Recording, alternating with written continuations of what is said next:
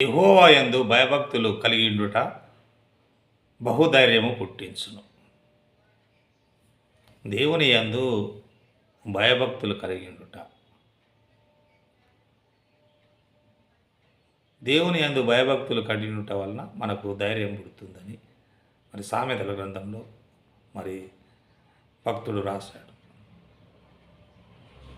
యెహోవా యందు భయభక్తులు కలిగిండుట దానివల్ల ఏంటంటే బహుధైర్యం పుట్టించబడుతుంది. ఎవరైతే దేవుని యందు భయము భక్తి కలిగి ఉంటారో దేవుని మీద ఆధారపడేవారుగా ఉంటారు. దేవునిపైనే పూర్తిగా మరి భారం మోపేవారుగా ఉంటారు. అందుకే యేసుప్రభుల వారు అన్నారు, ప్రయాసపడి భారం మోసుకొనుచున్న సమస్త జనులారా నా యుద్ధకు రండి. దేవుని యుద్ధకు వెళ్ళినప్పుడు, దేవుని యందు భయభక్తులు కలిగి ఉన్నప్పుడు మనకు బహుధైర్యం కలుగుతుంది.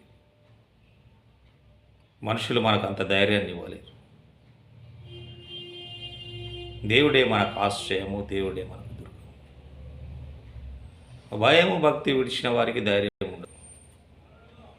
దేవుని యందు భయభక్తులు లేకపోవడం వల్ల మనము మార్గం తప్పిపోతాం. మన మార్గం తప్పిపోయే మార్గంలో ఉంటుంది. ఆ మార్గం మనల్ని ఎటో తీసుకువెళ్తూ మనల్ని భయానికి గురి చేస్తుంది.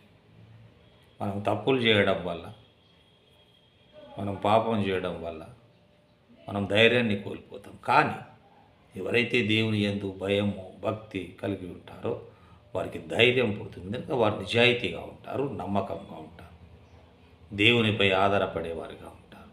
అందుకే భక్తుడు అంటున్నాడు, యెహోవా యందు భయభక్తులు కలిగి ఉండు బహుధైర్యము పుట్టించును.